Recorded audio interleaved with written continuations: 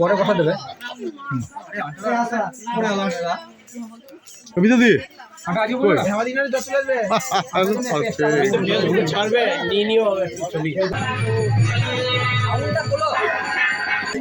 মহর্ষি সদা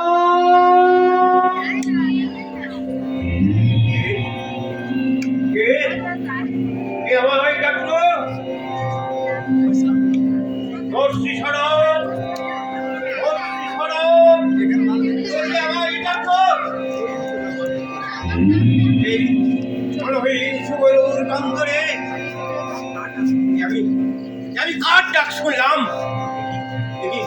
আমার নারায়ণের কণ্ঠস্বর। হ্যাঁ, ঠিক শুনেছি। আমরা সত্যি সৌভাগ্যবান। শ্রী বিষ্ণু নারায়ণের কাছে আমরা এই প্রার্থনা করি, আমাদের যেন কোনোভাবে বৈচিত্র্য বিচ্ছেদ না ঘটে। কি বলছো তুমি মিত্র? আমাদের চেয়ে বড় ভক্ত প্রভুর এই বিশ্ব সংসারে আর কে আছে? আমরা প্রভুর পরম স্নেহভাজন, কেউ আমাদের প্রভুর থেকে আলাদা করতে পারবে না। নারায়ণ মধুসূদন জীবত্তরণ ত্রিপুথায় ত্রিপুথায় ত্রিপুথায় জান মহর্ষি ছাড়ো। আমি প্রভুকে দর্শন করতে যাব। প্রভু বিশ্রাম করছে, এখন তো দর্শন হবে না। অবশ্যই সিদ্ধি লাভ করে সুদূর সুমের থেকে বৈকুণ্ঠের উদয় ছুটে এসেছি আমি শ্রীহরির শ্রীচরণ দর্শন করবো বলে। ক্ষমা করুন মহর্ষি, প্রভুর বিনা আদেশে আমরা দ্বার ছাড়তে পারবো না। তোমরা গিয়ে প্রভুকে বলো অবশ্যই মহর্ষি ছাড়া আমরা শ্রীচরণ দর্শন প্রার্থী। আমাদের ভেতরে যাওয়ার আদেশ নেই, আপনি দয়া করে এখানে অপেক্ষা করুন, সময় হলে প্রভুর দর্শন পাবেন। আমি অনাহারে অনিত্যায় তপস্যা করে আমি ক্লান্ত, আমি তৃষ্ণার্ত, আমি ক্ষুধার্ত। শ্রীহরির শ্রীচরণ দর্শন করে তবেই আমি অন্ন জল গ্রহণ করবো।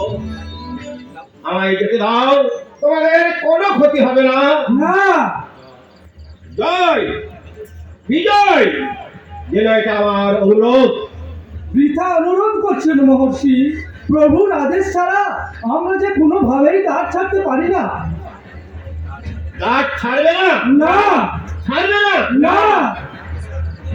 এত স্পর্ধা তোদের উপাসী ভক্ত তপস্বীকে শ্রীহরির শ্রীচরণ দর্শন থেকে বঞ্চিত করলি, তবে সবাই অসুন্দর তোরা জীবজন্ম গ্রহণ করে শ্রীহরির শ্রীচরণ দর্শন থেকে বঞ্চিত হয়ে জলে ডুবে মরবি। ক্ষমা করুন মহর্ষি, আপনি মহাজ্ঞানী মহাজন, আমাদের অবস্থা বোঝার চেষ্টা করুন, পরিস্থিতি বিবেচনা করে আমাদের ক্ষমা করুন মহর্ষি, আমাদের ক্ষমা করুন। না না, আমার নয়, দয়া নয়, বর্ষি স্বর্গের অভিশাপ কোনোদিন ব্যর্থ হবে না।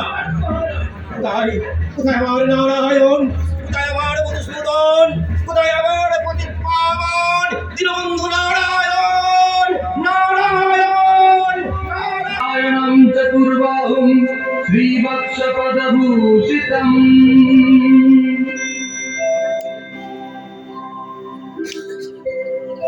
ॐ सत्यनारायणं देवं वन्देऽहं कामदं शुभं विलया विततं विश्वं जेनं तस्मै नमो नमः। ॐ त्रैलक्ष्या पूजिता श्रीमन् सदा विजयवर्धन शान्तिं कुरु गदापाणि नारायणाय नमस्तुते। কে ডাকে উদাত্ত কণ্ঠে আমায়, কে ডাকে? নারায়ণ নারায়ণ অজিত পাবন, তুমি এসেছো, তুমি এসেছো, এসেছো প্রভু। প্রণাম প্রণাম তব শ্রী চরণে। জয়স্তু। প্রভু, আমরা আপনার আজ্ঞাবাহী দাস মহর্ষি আপনাকে দর্শন করতে এসেছেন।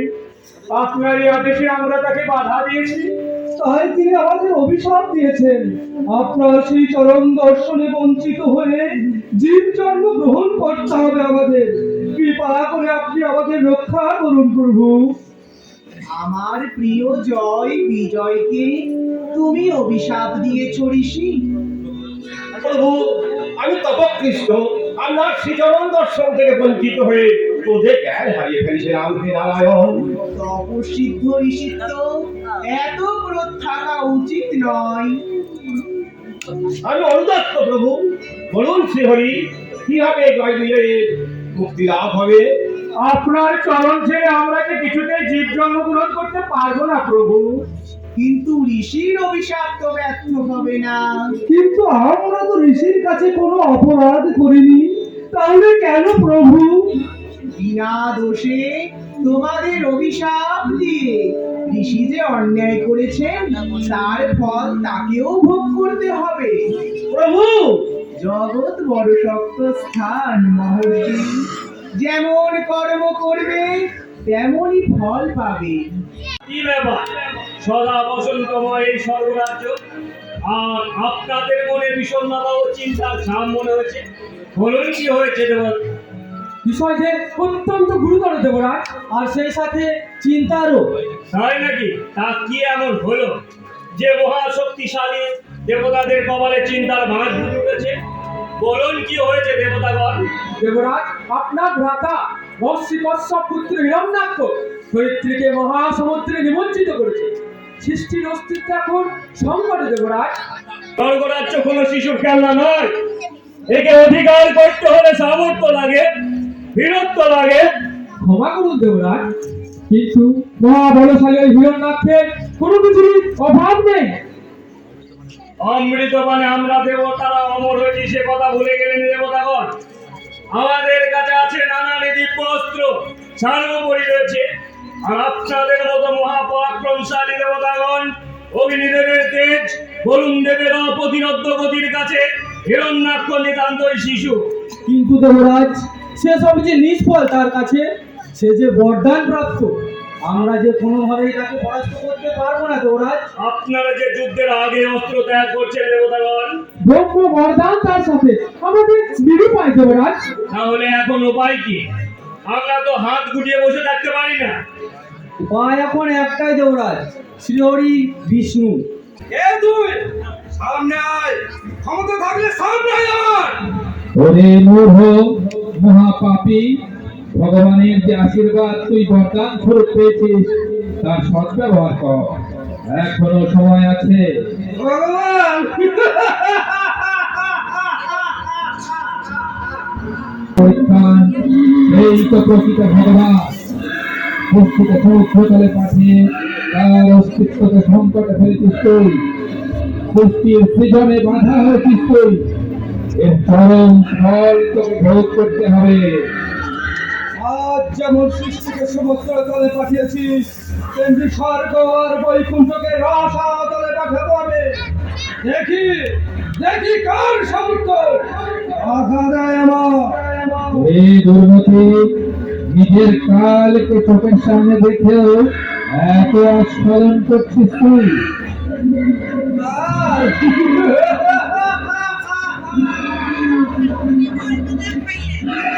কালের অবন্ধ, হে অদ্ভুত বিচিত্র প্রাণী, আর তুই করতে শিখিস আমার বাপ। তবে আয়, মিথ্যা বাক্য ব্যয় না করে তোর সাধ পূরণ কর, যুদ্ধ কর আমার সাথে।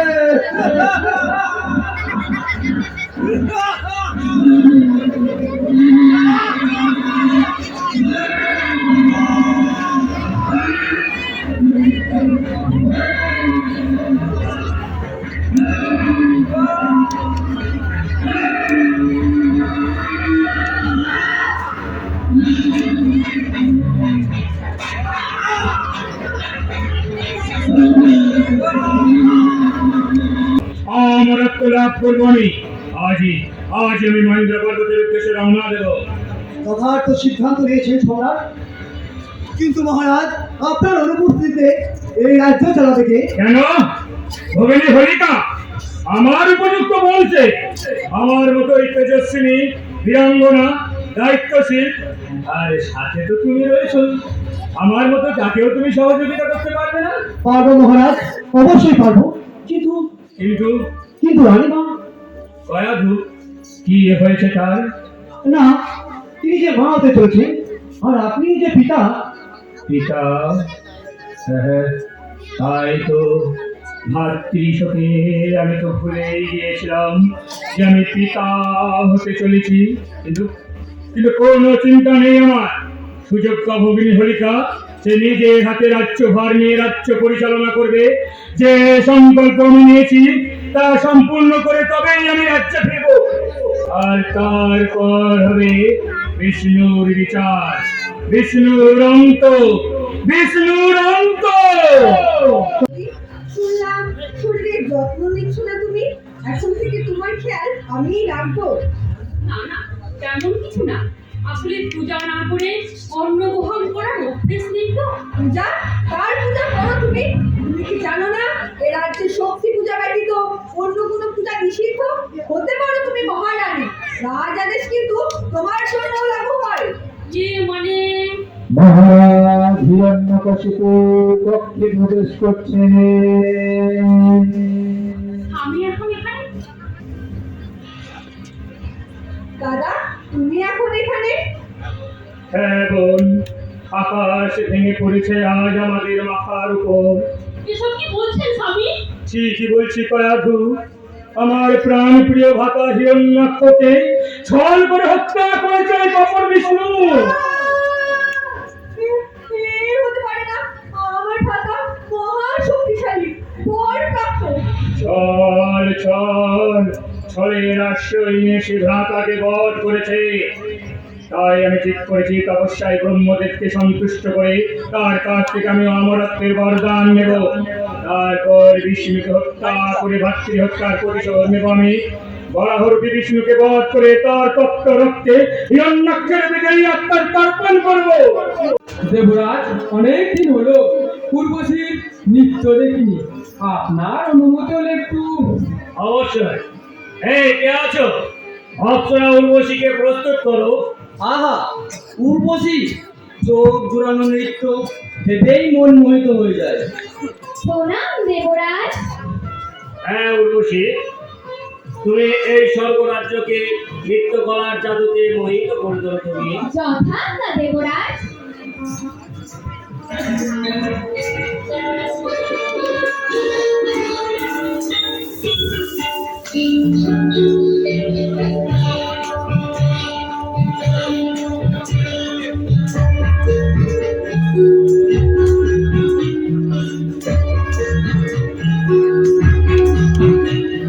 নারায়ণ নারায়ণ, প্রণাম দেবর্ষী। আয়ুষ্মান ভব। আপনারা এখানে সঙ্গীত আর নৃত্য রসে ডুবে আছেন। ওদিকে সৃষ্টিতে যে তাহি তাহি রব উঠেছে, সে খবর কি আছে কিছু? কষ্ট করে বলো দেবর্ষী, কি হয়েছে?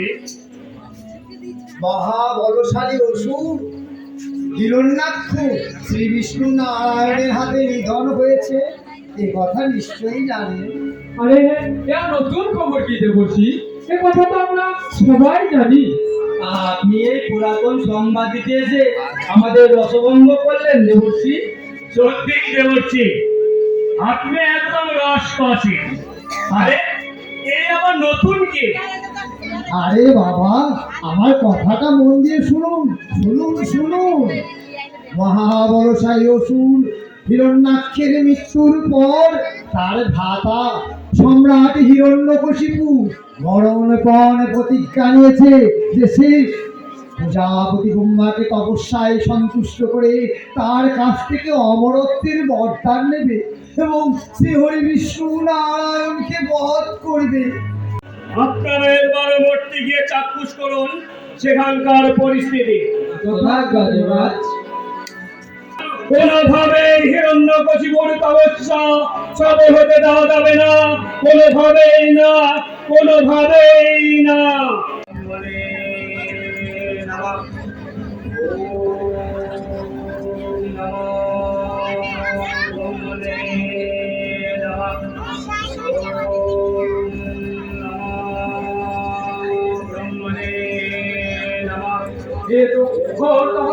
হিরণ্যকশিপু। হ্যাঁ তাই তো দেখছি। চলুন আমরা এই তপস্যা ভঙ্গ করি। হ্যাঁ, চলুন চলুন।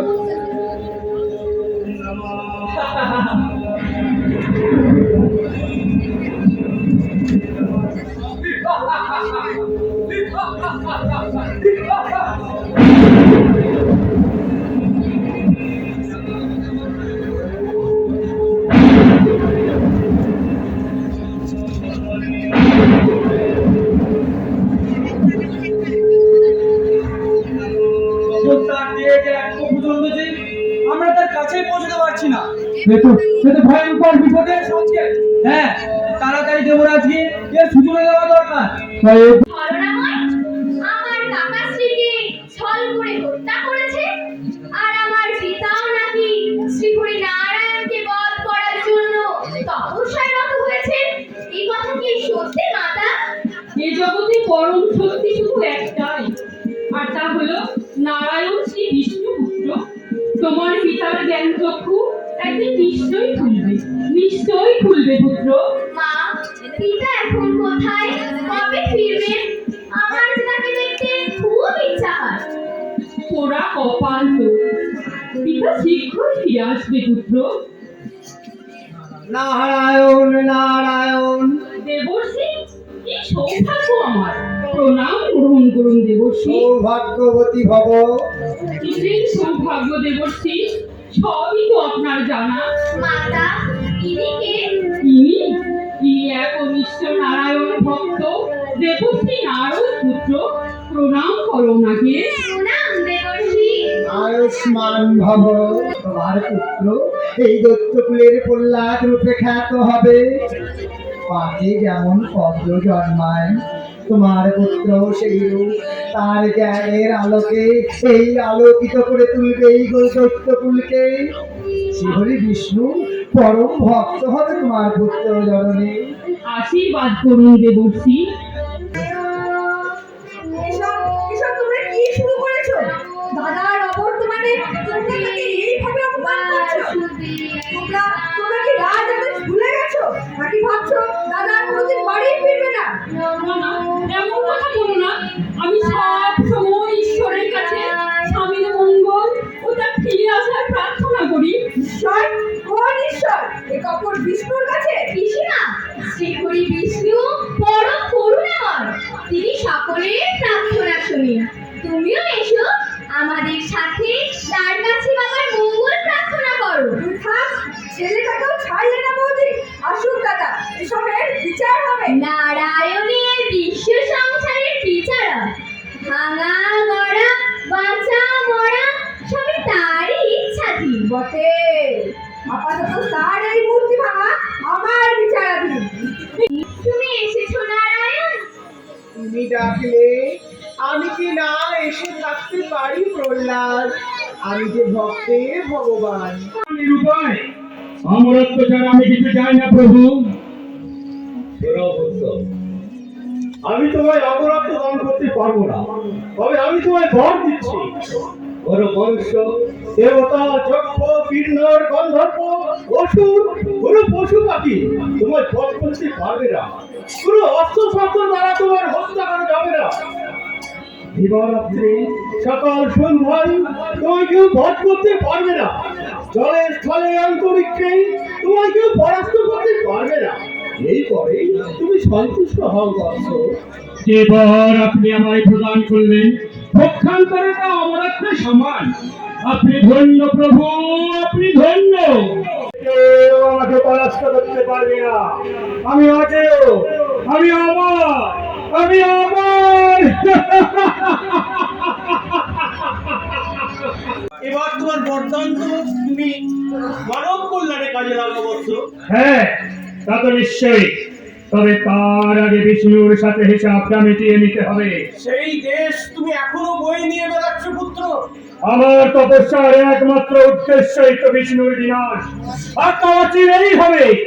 তার আগে স্বর্গরাজ্য আক্রমণ করে বিতাড়িত করবো ইন্দ্রকে, বিনাশ করবো তার। সে যে তোমার ভাই পুত্র।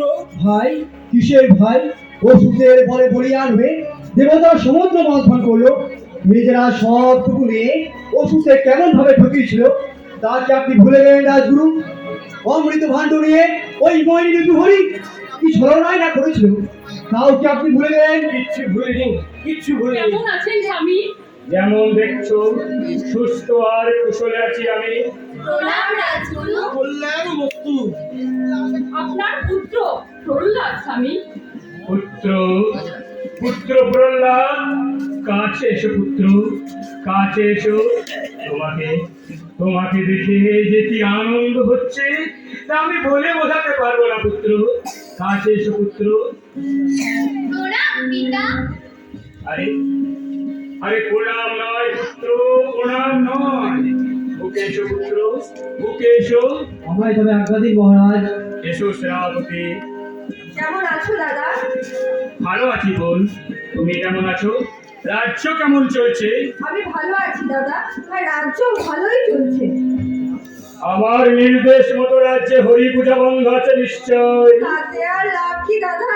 প্রদীপের নিচেই যে অন্ধকার। মানে মানে আপনার পরম বিষ্ণু ভক্ত স্ত্রী একটি পরম বিষ্ণু ভক্ত পুত্র সন্তানের জন্ম দিয়েছে, যে কিনা এই গোটা রাজমহল সহ রাজ্যের অনেকেই বিষ্ণু ভক্তিরসে মাতিয়ে তুলেছে। থাক না এসব কথা এখন হয়। তোমার দাদা দীর্ঘ তপস্যার পর ক্লান্ত হয়ে ফিরেছেন, তার এখন বিশ্রাম প্রয়োজন। প্রজাপতি ব্রহ্মার বলে বলিয়া নয়, কোন বিশ্রামের প্রয়োজন আমার নেই। ষড়যন্ত্র, সব ওই বিষ্ণুর ষড়যন্ত্র। আমার অবর্তমানে আমার পুত্রের মধ্যে বিষ্ণু ভক্তির বিষ ঢুকিয়ে আমাকে দুর্বল করবে ভেবেছ? এর শাস্তি তোমাকে পেতেই হবে বিষ্ণু। প্রহ্লাদজি তোমার একমাত্র সন্তান, এত নির্দয়ী তুমি হয়ে না পুত্র। পিতা, শ্রীহরি বিষ্ণু যার মধ্যে আছে তিনি কিভাবে দুর্বল হতে পারেন? আর তাকে যে শাস্তি দেওয়া যায় না, তার শুধু আরাধনা করা যায়। তিনি যে সর্বশক্তিমান। চুপ করো তুমি বৎস, তুমি এখন নিতান্তই শিশু। ওই বিষ্ণুর ছলনা বোঝার মতো জ্ঞান তোমার এখনো হয়নি পুত্র। জ্ঞান নয়, ভক্তি আসল পিতা। আর ভক্তি জন্মায় বিশ্বাস থেকে।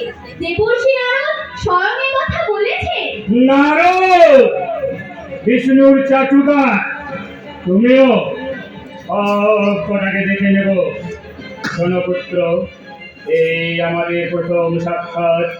পুত্র স্নেহের আবেশে বিভোর আমি, তাই আজ আদেশ অমান্য করার মতো অপরাধও আমি ক্ষমা করলাম।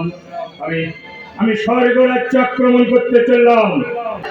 অনেক পরিবর্তন লক্ষ্য করছি হিরণ্যকশিপুর মধ্যে, পরিবর্তনই তো সংসারের নিয়ম রাজগুরু। কিন্তু এই যে বিনাশের ইঙ্গিত পুত্রী, ব্রহ্মার পরে অজেয় আমার দাদা, তার যে বিনাশ কোনোভাবেই সম্ভব নয়। এই কথাও কি আপনাকে স্মরণ করিয়ে দিতে হবে? ধারালো অস্ত্র, ধারালো তরোয়ারি যেমন আর্দ্রতার সংস্পর্শে এসে মরিচাগ্রস্ত হয়ে ক্ষয় হয়, মনুষ্যত্ব তেমনি অহমের বশবর্তী হয়ে বিনাশের দিকে এগিয়ে যায় পুত্রী। বৃথা অহং তুমি ত্যাগ করো পুত্রী।